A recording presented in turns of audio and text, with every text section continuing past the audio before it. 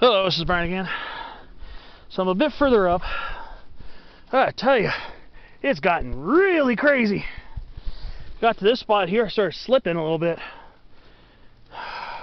Had to grab onto the dirt to maintain myself. This has become a pretty insane slope here. This probably was not the best way to get up this. I think what I might do is to go up to this part here. It's going to be quite insane. I'm going to try to see if I can sidestep over here a little.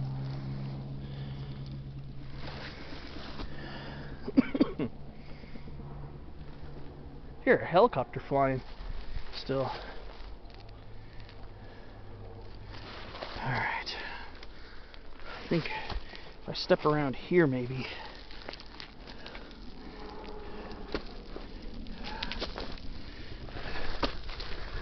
Maybe bushwhack through here a little. Yeah, I'm gonna have to bushwhack. Wanted to get up to this leveling off spot over here. I think this is gonna entail me having to bushwhack, but I think hopefully my footing will be a little more secure over here. There we go. Maybe not. I'm sorry, chemise. Oh, God, man.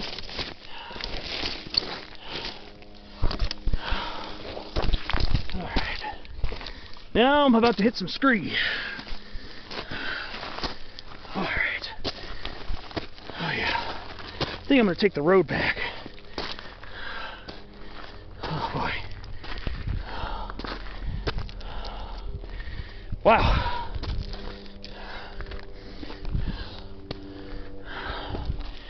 There we go. Wow. Oh boy. That was gnarly. Oh dear. Dear craziness. Oh, almost thought. Didn't know how I was going to make it through that. So I had to leave the use trail, branch around the chemise to be able to get up here.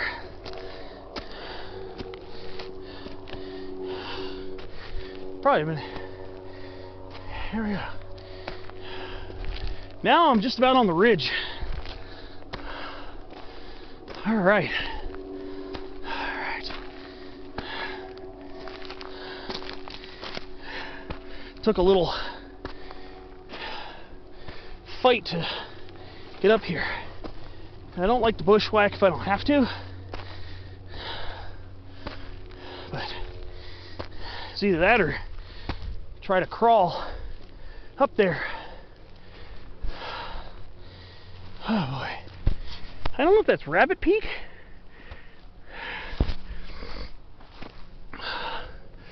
Actually, that could be Iron Mountain.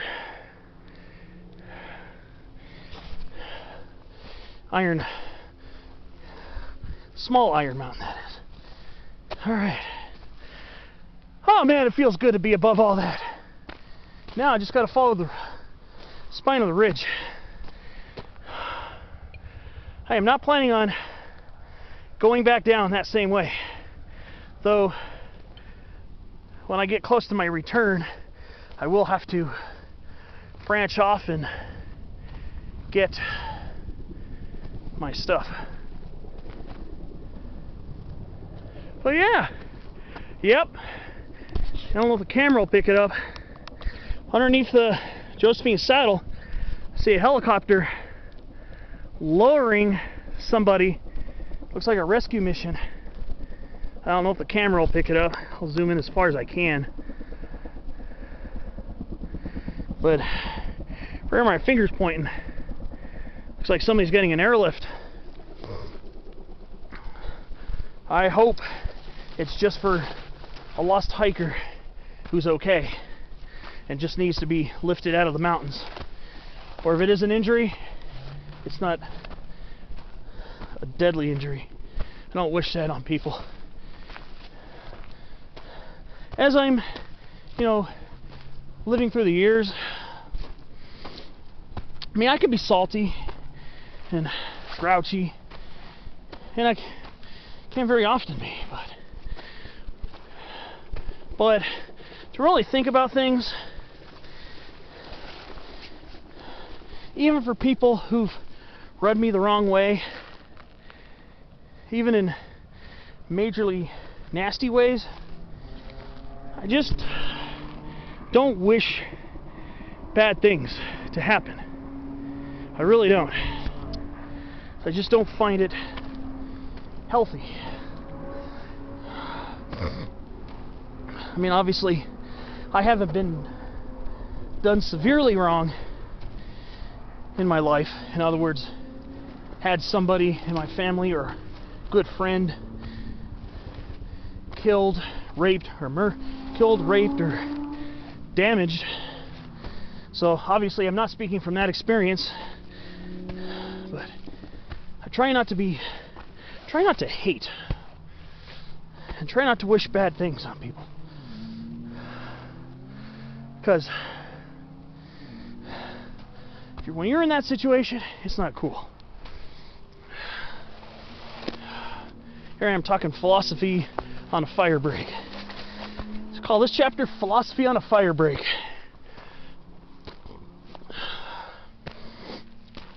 But yeah, obviously, this area does receive foot traffic. I see footprints all in the dirt.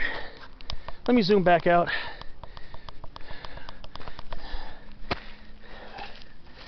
I see lots of footprints here. So people hike this peak, obviously.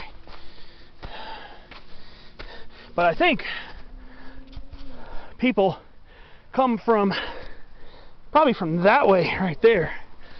I mean, where I came up, until I met this ridge, there were no footprints at all. None. So basically, I just picked a cross-country route to get up here. It might have been an old fire break, but not so much anymore. Okay, the snow's not super icy, thank God. Alright. It is a little icy. So, usually snow's not a huge factor at this elevation. I'm not even sure if we're at 4,000 feet yet. It's been a slow, arduous march up here. But, still think it's worth it. I think it's definitely worth it to get up here.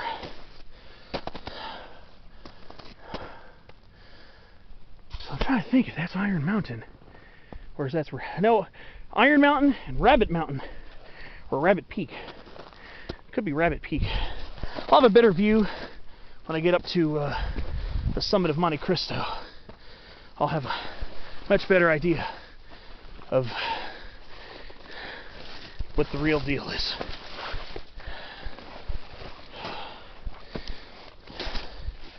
Little bird tracks up here too.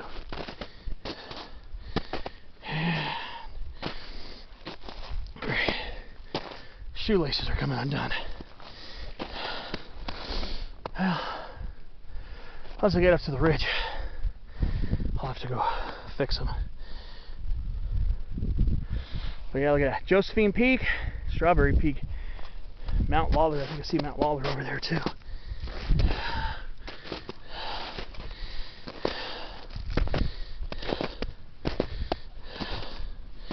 That snow will clean my boots up a little bit.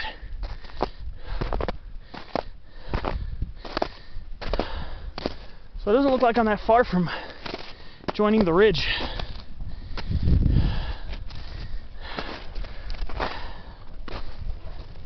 Get a good view of the campground from up here. Really good view. Here's that helicopter again. Lowering somebody or something down again in that canyon.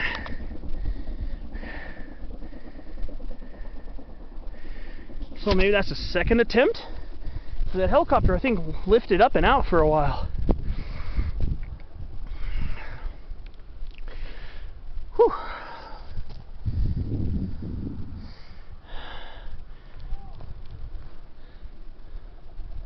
Please be okay. Please be okay. Please get that person out safely.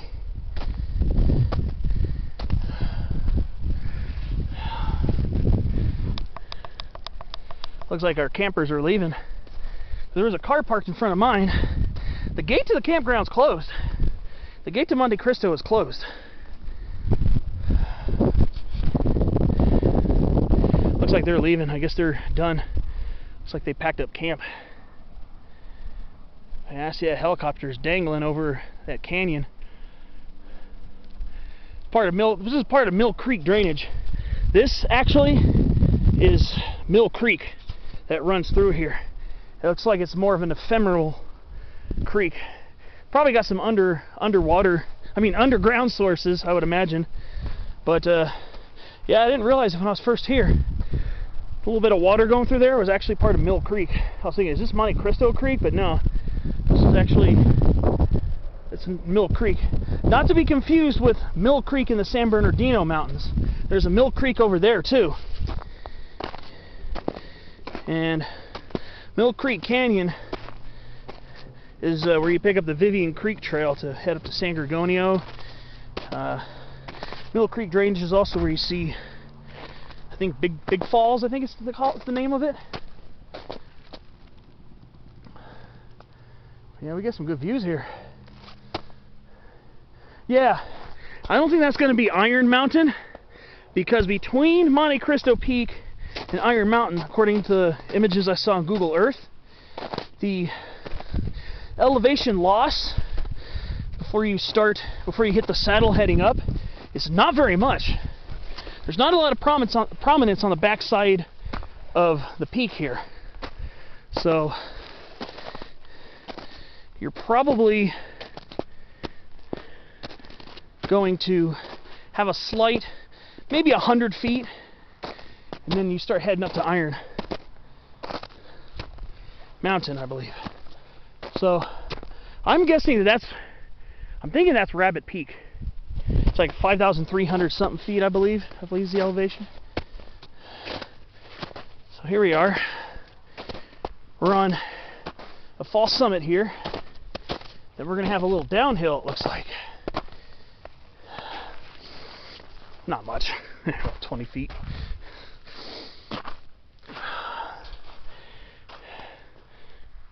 Here's that dirt road from my Monte Cristo walkabout video, but this is further in.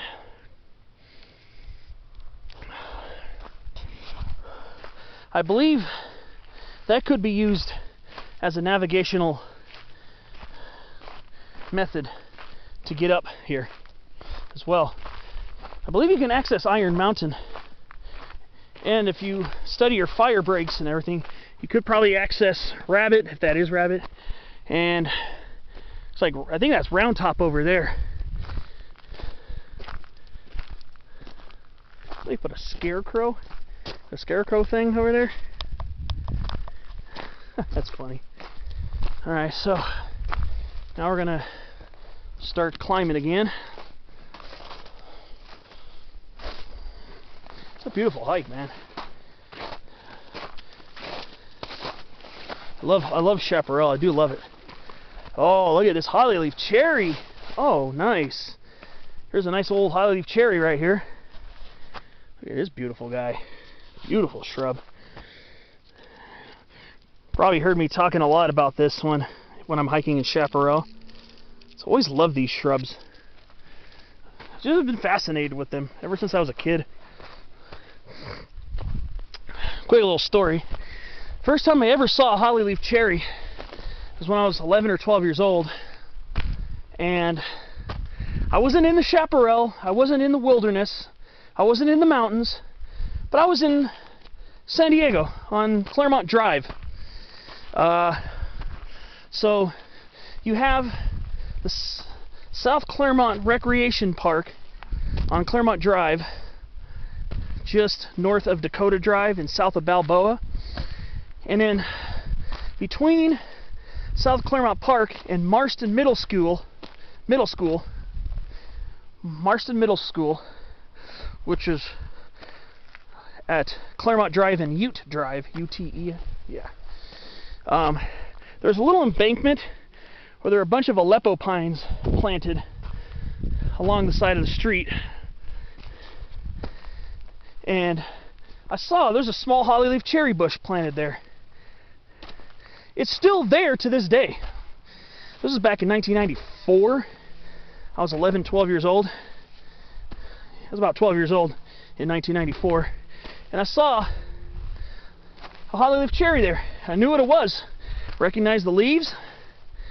And last I checked, it's been a few years since I've actually been at that specific spot, but hollyleaf cherry's still there. It's still really small and stunted, but I'm like, wow, hollyleaf cherry. First time I've ever seen one was one landscaped on a small little 5-10 foot embankment between a middle school and a community park. So, first time I ever saw a hollyleaf cherry. There weren't any cherries on it at the time. I don't know if it produces. I thought there were 2 of them, but I think there's only 1. Like I said, this is nearly 27 years ago. But last I saw, I think there was only 1 there. That was the first time I ever seen hollyleaf cherry. And I knew what it was, because my mom had bought me National Audubon Society Field Guide to North American Trees, Western region. And yeah, my mom bought me a sweet gum tree in the spring of '94. Sweet gum is a very commonly planted ornamental tree in Southern California, because it's one of the few trees to really get revved up fall color.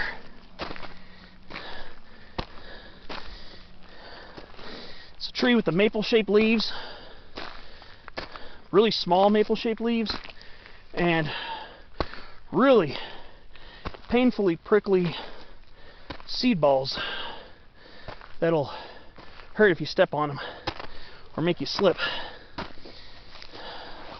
And her buying me that tree and me getting that book about that field guide on trees was what sealed the deal for me in becoming really fascinated with trees and shrubs. Really got me fascinated. So ever since then, I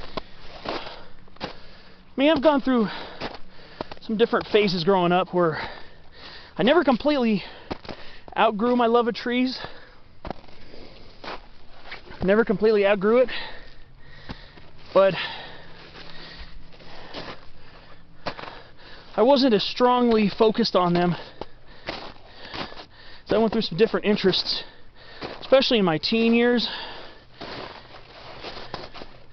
But I never completely lost it. I still paid attention to trees, still loved them, but for some reason I didn't focus as much of my time and energy on them.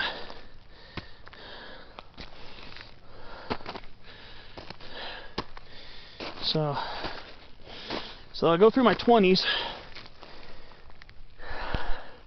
early 20s, out here in Southern California.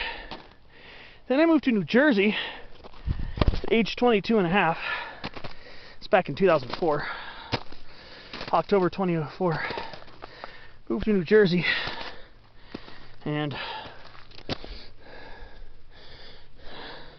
you would think, well, the incredible broadleaf forests, the hardwood forests they have back there, and those huge eastern white pines, I'd be completely obsessed. Well, I wasn't. I went through a period where what I really cared about was music. Really focused on developing my interest in music. Not playing it, but not playing an instrument, but listening to music, developing a good collection of music. So that wasn't really my focus as much. Still love trees. Always thought they were beautiful. You go to New Jersey, you don't have to go more than a few feet without seeing some awesome trees. Well, I'll see you on the next clip. I'm about to run out of time here. See you on the next one.